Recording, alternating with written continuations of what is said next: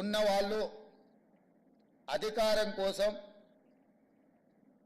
జమిలీ ఎన్నికల ముసుగులో ఈ దేశాన్ని కబలించాలనుకుంటున్నప్పుడు అత్యంత చారిత్రాత్మకమైన కీలకమైన సందర్భంలో సీతారాం ఏచూరి గారు లేకపోవడం ఈ దేశానికే తీరని నష్టము అని చెప్పి రాహుల్ గాంధీ గారు ఏ ఆలోచన ఏ మాట అయితే చెప్పినరో నేను 100% ఏకీభవిస్తున్నా. రాహుల్ గాంధీ గారికి, గాంధీ కుటుంబానికి సీతారాం ఏచూరి గారితో చాలా సన్నిహిత సంబంధాలు ఉన్నాయి. రాహుల్ గాంధీ గారు సీతారాం ఏచూరి గారిని ఒక ఫ్రెండ్గా, గైడ్గా, ఫిలాసఫర్గా, ఒక సిద్ధాంతకర్తగా బాగా ఇష్టపడతాడు. వారు చనిపోయినప్పుడు అమెరికాలో ఉన్న రాహుల్ గాంధీ గారు ఈ అంశాన్ని వారే మనందరికీ చెప్పడం జరిగింది.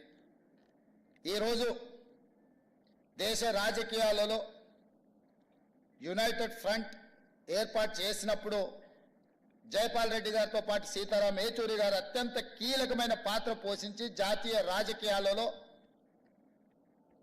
ప్రజల పక్షాన నిలబడాలన్న ఆలోచన చేసినప్పుడు వారు బాధ్యతాయుతమైన బాధ్యతను నెరవేర్చారు.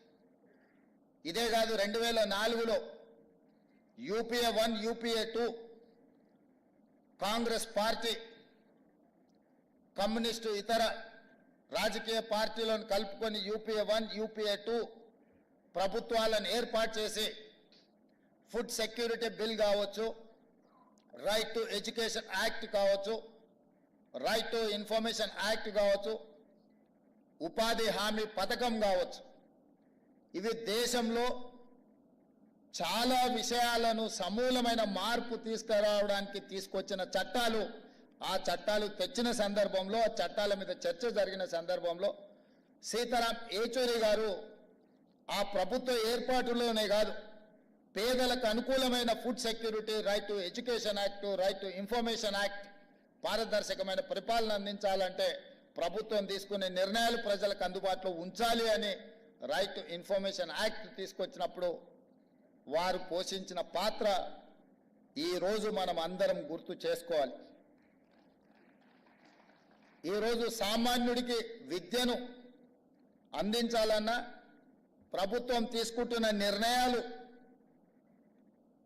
ప్రజలకు తెలవడానికి అవసరమైన సమాచార హక్కు చట్టాన్ని ఈరోజు ప్రజలకు అందించిన యూపీఏ 1, యూపీఏ 2లో సీతారాం ఏచూరి గారు చాలా చాలా కీలకమైన పాత్ర పోషించారు. అలాంటి సీతారాం ఏచూరి గారు అధికారాన్ని నిలబెట్టుకోవడానికి భారతీయ జనతా పార్టీ తీసుకొస్తున్న రాజ్యాంగ మార్పులు కావచ్చు, రాజ్యాంగ సవరణలు కావచ్చు, రాజ్యాంగ సవరణ పరిపాలన పరమైన అంశం కాదు. యూనియన్ ఆఫ్ స్టేట్స్, రాష్ట్రాల యొక్క సమ్మిళితమే, రాష్ట్రాల యొక్క కలయికనే ఈ దేశం.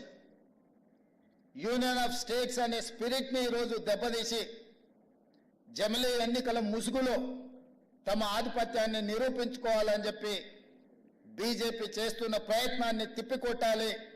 ఈ తిప్పికొట్టాల్సిన కీలక సమయంలో సీతారాం ఏచూరి గారు లేకపోవడం ఇది దేశానికే తీరని లోటు. ఇది సిపిఎంకు, కామ్రేడ్ కార్యకర్తలకు కాదు. ఈ దేశంలో ప్రజాస్వామ్య మనుగడ సాధించాలి, ప్రజాస్వామిక స్ఫూర్తి కొనసాగాలి, రాష్ట్రాల యొక్క హక్కులను కాపాడాలి, ప్రజల యొక్క జీవన పరిణామాలు మెరుగుపడాలి, ప్రభుత్వం యొక్క విధానాలను ప్రశ్నించడానికి అవసరమైన సందర్భంలో సీతారాం ఏచూరి గారు లేకపోవడం అనేది నిజంగా పేదలకే తీరని నష్టం. అందుకే మన ప్రాంతం నుంచి జాతీయ రాజకీయాలలో నేను ఈ మధ్యకాలంలో చాలా సందర్భాలలో ప్రస్తావించిన, జాతీయ రాజకీయాలలో తెలుగు వాళ్ళ ప్రాధాన్యత, నమ్మిన సిద్ధాంతం కోసం కట్టుబడి ఉన్న వాళ్ళ సంఖ్య క్రమేణా తగ్గుతూ పోతుంది. కనీసం మనం చెప్పుకోవడానికైనా మనకు ఒక దిక్సూచిలాగా ఉండాల్సిన సీతారాం ఏచూరి గారు మన మధ్యలో లేకపోవడం చాలా బాధాకరం.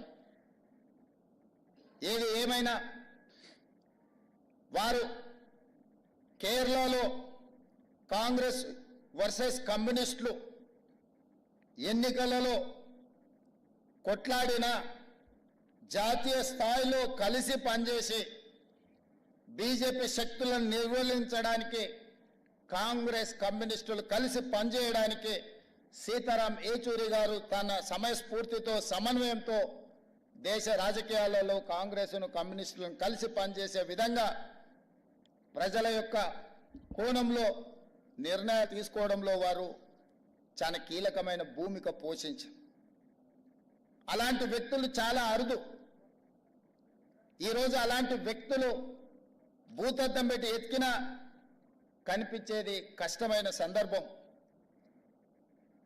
వారి ఆలోచనలు, వారి విధానాలు భవిష్యత్తులో చాలా అవసరం ఉంది. వారి స్ఫూర్తిని ఇంత సాంబశివరావు గారు చెప్పారు.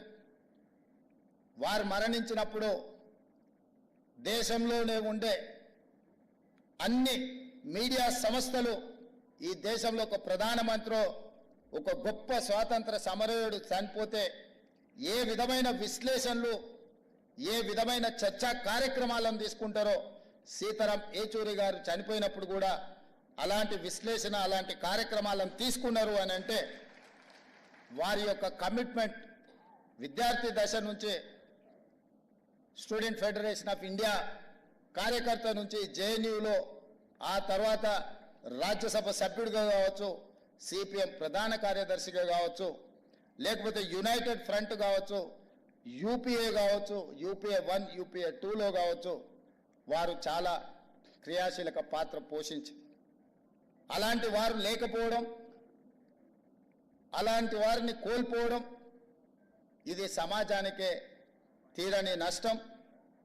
ఏది ఏమైనా వారు సూచించిన, వారు పాటించిన సిద్ధాంతాలను ఈరోజు వారిని స్ఫూర్తిగా తీసుకొని కేంద్ర ప్రభుత్వం ఏదైతే జమిలీ ఎన్నికల్ని తీసుకురావాలనే ప్రయత్నం చేస్తుందో, కేంద్ర ప్రభుత్వంలో రవనీత్ సింగ్ బిట్టు కేంద్ర మంత్రి, ఒక కేంద్ర మంత్రి ప్రధాన ప్రతిపక్ష నాయకుడు రాహుల్ గాంధీ గారి మీద వాడిన పదజాలం, నరేంద్ర మోడీ గారు ఖండించకపోవడము, ఆ మంత్రి గారి మీద చర్యలు తీసుకోకపోవడం అనేది బీజేపీ యొక్క ఫ్యాసిస్ట్ విధానాలు ఈరోజు కళ్ళకు కనిపించినట్టుగా మనకు ఉన్నాయి. ప్రధాన ప్రతిపక్ష నాయకుడి మీద వ్యాఖ్యానించే ముందు కేంద్ర మంత్రివర్గంలో ఎవరో సామాన్య కార్యకర్త లేకపోతే వీధి రౌడీనో అలాంటి మాటలు మాట్లాడిందంటే వేరు. నరేంద్ర మోడీ గారి మంత్రివర్గంలో ఉన్న మంత్రి ఇట్లాంటి భాష, ఇట్లాంటి ఆలోచన విధానంతో మాట్లాడడము ఇది ప్రజాస్వామ్య స్ఫూర్తికి మంచిది కాదు. ఇట్లాంటి తప్పుడు విధానాలు,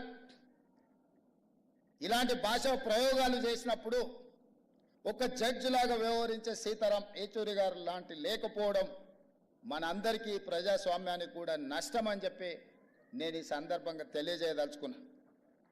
ఏది ఏమైనా జమిలీ ఎన్నికల్ని విభేదించడం, జమిలీ ఎన్నికల్ని ఆ విధానాన్ని వ్యతిరేకించడం, ఈరోజు భాషల మధ్య, ప్రాంతాల మధ్య, మతాల మధ్య చిచ్చుపెట్టి అధికారాన్ని కాపాడాలనుకుంటున్న భారతీయ జనతా పార్టీ విధానాలను సీతారాం ఏచూరి గారి యొక్క ఆలోచనలతో వాటిని నిలువరించాల్సిన బాధ్యత మన అందరి మీద ఉన్నది. ఆ విధానంతో మనం ముందుకు వెళ్దామని తెలియజేస్తూ మీ అందరి దగ్గర సెలవు తీసుకుంటున్న మిత్రులారా.